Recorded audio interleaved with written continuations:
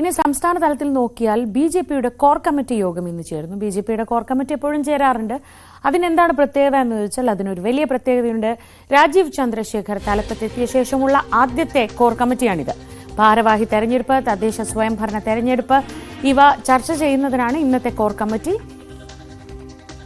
രാജീവ് ചന്ദ്രശേഖർ ചുമതലയേറ്റതിനു പിന്നാലെ രാജീവിന്റെ ടീമും ഉടൻ ചുമതലയേൽക്കും. ഏപ്രിൽ പകുതിയോടെ ഇക്കാര്യത്തിൽ പ്രഖ്യാപനമുണ്ടാകും എന്നാണ് കരുതുന്നത്. വി അരുൺ വിവരങ്ങളുമായി തിരുവനന്തപുരത്ത് നിന്ന്. അരുൺ, സംസ്ഥാന തലത്തിലുള്ള ഒരു നേതൃനിരയുടെ കാര്യത്തിൽ അല്ലെങ്കിൽ ജില്ലാ തലത്തിൽ ഉള്ളൊരു നേതൃനിരയായുള്ളൂ. പക്ഷേ തദ്ദേശ തെരഞ്ഞെടുപ്പ് വളരെ ശ്രദ്ധയോടെ ബി.ജെ.പി ഉറ്റുനോക്കുന്നുണ്ട്. അങ്ങനെ വേണമെങ്കിൽ താഴെത്തട്ട് മുതൽ വളരെ മികച്ചൊരു സംഘടനാ സംവിധാനം ഉണ്ടാവേണ്ടതുണ്ട്. രാജീവ് ചന്ദ്രശേഖർ തലപ്പത്ത് വരുമ്പോൾ അതൊരു അഭിമാന പ്രശ്നമായി അവർക്ക് മുന്നിൽ നിൽക്കുകയുമുണ്ട്. അപ്പോൾ ഇന്നത്തെ ഈ കോർ കമ്മിറ്റി എത്രത്തോളം പ്രധാനപ്പെട്ടതാണ്? എന്തൊക്കെ വിഷയങ്ങൾ ഇന്നത്തെ കോർ കമ്മിറ്റിയിൽ വരും? തീർച്ചയായിട്ടും രാജീവ് ചന്ദ്രശേഖരന്റെ പ്രസിഡന്റ് മാത്രമേ നിലവിൽ ബി.ജെ.പിക്ക് ആയിട്ടുള്ളൂ. മറ്റു ഭാരവാഹികളൊക്കെ നേരത്തെ കെ സുരേന്ദ്രനുള്ളപ്പോൾ ജനറൽ സെക്രട്ടറിമാർ അടക്കമുള്ളവർ നേരത്തെ കെ സുരേന്ദ്രനുള്ളപ്പോൾ നിയമിച്ചവരാണ്. സ്വാഭാവികമായി അവർ മാറേണ്ടി വരും. ആരാകും രാജീവ് ചന്ദ്രശേഖരന്റെ ടീം? അതാണ് ഏറ്റവും പ്രധാനപ്പെട്ട കാര്യം. രാജീവ് ചന്ദ്രശേഖരന്റെ ടീം ഉണ്ടാക്കുകയാണ് ഏറ്റവും പ്രധാനപ്പെട്ട വെല്ലുവിളി അദ്ദേഹത്തിന് മുന്നിലുള്ളത്. കൃത്യമായി അദ്ദേഹത്തിനൊപ്പം നിൽക്കുന്ന ഗ്രൂപ്പുകൾക്ക് അതീതമായ, കാരണം ബി.ജെ.പിയിൽ എക്കാലത്ത് ഗ്രൂപ്പുണ്ട്, ഇപ്പോഴും സ്വാഭാവികം ഉണ്ടാവുക. രാജീവ് ചന്ദ്രശേഖർ ആ ഗ്രൂപ്പുകൾക്ക് പുറത്തുനിന്ന് കേന്ദ്ര നേതൃത്വത്തിന്റെ നോമിനിയായി വന്നയാളാണ്. അതുകൊണ്ട് തന്നെ അദ്ദേഹത്തെ ഗ്രൂപ്പ് കളിച്ച് അപകടത്തിലാക്കാൻ അത്ര ധൈര്യം ആർക്കും ഉണ്ടാകില്ല. എങ്കിൽ പോലും ബി.ജെ.പിയിൽ ഗ്രൂപ്പുകൾ ഉണ്ടെന്നുള്ള വസ്തുതയാണ്. ആ ഗ്രൂപ്പുകൾക്കൊക്കെ അതീതമായുള്ള ഒരു ടീം രാജീവ് ചന്ദ്രശേഖറിനെ ബി.ജെ.പിയിൽ കെട്ടിപ്പടുക്കേണ്ടതുണ്ട്. അത് ആരൊക്കെയാകുമെന്ന കാര്യമാണ് ഏറ്റവും നിർണായകമായി തീരുക. ഇന്നത്തെ കോർ കമ്മിറ്റിയിൽ അത്തരം ചർച്ചകളിലേക്ക് കടക്കുപോയെന്ന് വ്യക്തമല്ല. തദ്ദേശ തെരഞ്ഞെടുപ്പിന്റെ ഒരുക്കങ്ങൾ ആണ് പ്രധാനപ്പെട്ട ചർച്ചാ വിഷയമായി ബി.ജെ.പി നേതൃത്വം ഔദ്യോഗികമായി പറയുന്നത്. തദ്ദേശ തെരഞ്ഞെടുപ്പ് എന്ന് പറയുമ്പോൾ തിരുവനന്തപുരം നഗരസഭ അവർക്ക് ഏറ്റവും പ്രസ്റ്റീജിയസ് ആയ അവരുടെ ഏറ്റവും വലിയൊരു മോഹമാണത്.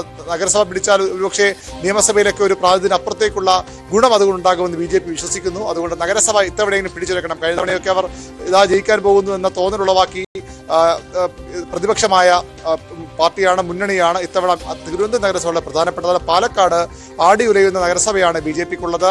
പന്തളത്ത് വലിയ പ്രശ്നങ്ങളുണ്ട്. അത്തരത്തിൽ തദ്ദേശ തെരഞ്ഞെടുപ്പിലെ വളരെ പ്രധാനപ്പെട്ട മുന്നേറ്റമാണ് ബി.ജെ.പിയുടെ പ്രധാനപ്പെട്ട അജണ്ട. അത് ചർച്ച ചെയ്യാനാണ് യോഗമെന്ന് പറയുന്നു. അതിനൊപ്പം ഈ ടീം ആരൊക്കെയാകും, കോർ കമ്മിറ്റിയിൽ ആരൊക്കെ ഉണ്ടാകും?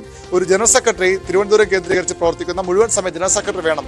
തിരുവനന്തപുരത്ത് തന്നെ ക്യാമ്പ് ചെയ്ത് പ്രവർത്തിക്കാൻ ജനറൽ സെക്രട്ടറി വേണം. ഇപ്പോൾ ജനറൽ സെക്രട്ടറിമാർക്ക് പലപ്പോഴും ഈ പ്രസിഡന്റിനെ പോലും സുരേന്ദ്രനെ പോലും ഒപ്പം നിന്ന് പ്രവർത്തിക്കാൻ കഴിഞ്ഞില്ല എന്ന പരാതി സുരേന്ദ്രൻ തന്നെ നേരത്തെ പാർട്ടിക്കുള്ളിൽ ഉന്നയിച്ചതാണ്. അതുകൊണ്ട് തന്നെ അങ്ങനെ ആരാണ് RSSന്റെ ഒരു നോമിനി ജനറൽ സെക്രട്ടറി പദവി സംഘടനാ സെക്രട്ടറിയായി വരാറുള്ളതാണ്. അങ്ങനെയെങ്കിൽ അത്തരം ഒരാളെ ആരെയാണ് നിയമിക്കാൻ പോകുന്നത്? അല്ല, മറ്റ് ജനറൽ സെക്രട്ടറിമാർ ആരൊക്കെയാണ്? ഇപ്പോഴത്തെ പ്രധാനപ്പെട്ട നേതാക്കളായ ശോഭാ സുരേന്ദ്രനും MD രമേശിനും കെ സുരേന്ദ്രൻ സ്വാഭാവികമായി ഇനി അത്തരം പദവികളിലേക്ക് വരേണ്ട ആളല്ല. അതുകൊണ്ട് തന്നെ അങ്ങനെയുള്ള കൃഷ്ണദാസ് പോലെയുള്ള പ്രധാനപ്പെട്ട നേതാക്കളുണ്ട്. അവർക്ക് ഏത് പദവി നൽകും? ജില്ലാ അധ്യക്ഷന്മാരിൽ പലരെയും മാറ്റേണ്ടി വരും. അങ്ങനെയുള്ളവരെ എങ്ങനെ ഇതിൽ ഉൾപ്പെടുത്തും തുടങ്ങിയ കാര്യങ്ങൾ വലിയ ചർച്ച നടക്കുന്നുണ്ട്. അതുകൊണ്ട് തന്നെ ടീം രാജീവ് ചന്ദ്രശേഖർ ആര് എന്നതാകും പ്രധാനമായും ഉയർന്നു വരാൻ പോകുന്ന ചോദ്യം. അതിന്റെ ചർച്ചകൾ ഒരുപക്ഷെ പ്രാരംഭ ചർച്ചകൾ ഇന്നത്തെ യോഗത്തിലും ഉണ്ടാകാം. തദ്ദേശ തെരഞ്ഞെടുപ്പ് തന്നെയാണ് പ്രധാനപ്പെട്ട പ്രശ്നമായി ബി.ജെ.പിക്ക് മുന്നിലുള്ളത്. വലിയ വെല്ലുവിളിയായി രാജീവ് ചന്ദ്രശേഖരന് മുന്നിലുള്ളത്. പിന്നീട് നിയമസഭാ തെരഞ്ഞെടുപ്പ് വരുന്നു. അതിനും വലിയ താമസമില്ല. ഇത്തരം കാര്യങ്ങൾ ഈ കോർ കമ്മിറ്റി ചർച്ചയാകാൻ തന്നെയാണ് സാധ്യത. പ്രശ്നങ്ങളൊക്കെ പരിഹരിക്കണം, സംഘടനയെ ഒറ്റക്കെട്ടായി കൊണ്ടുപോകണമെന്ന ലക്ഷ്യത്തോടെയാണ് രാജീവ് ചന്ദ്രശേഖരനെ പോലൊരു നേതാവിനെ സംസ്ഥാന പ്രസിഡന്റ് പദവിയിലേക്ക് കൊണ്ടുവന്നത്. പക്ഷേ നമ്മൾ കണ്ടത് കഴിഞ്ഞ ദിവസം വി രാജേഷിനെതിരെ പോസ്റ്ററുകൾ പ്രത്യക്ഷപ്പെടുന്നു. രാജീവിന് കൂടി മനസ്സിലാവുന്ന തരത്തിൽ ഇംഗ്ലീഷിലടക്കം പോസ്റ്ററുകൾ, ഒരു അഡീഷനാണ് ഉണ്ടായിട്ടുള്ളത്. അപ്പോൾ ആ രീതിയിൽ പ്രശ്നങ്ങളില്ലാതെ സംഘടനയെ അതിന് അദ്ദേഹത്തിന്റെ പ്രതികരണവും ശ്രദ്ധേയമായിരുന്നു. ഇങ്ങനത്തെ അച്ചടക്ക രാഹിത്യം വെച്ച് പൊറപ്പിക്കില്ല എന്നായിരുന്നു പറഞ്ഞിരുന്നത്. അപ്പോൾ ആ രീതിയിൽ ഇനിയും ഇത്തരത്തിലുള്ള പൊട്ടിത്തെറികളോ അല്ലെങ്കിൽ പുകച്ചിലുകളോ ഒക്കെ ഇല്ലാതെ മുന്നോട്ട് പോവുക എന്നതും പ്രധാനമാണ്. ഈ കാര്യങ്ങളെക്കുറിച്ചൊരു ധാരണ കൃത്യമായി രാജീവ് ചന്ദ്രശേഖരന് കിട്ടിക്കഴിഞ്ഞിട്ടുണ്ടോ?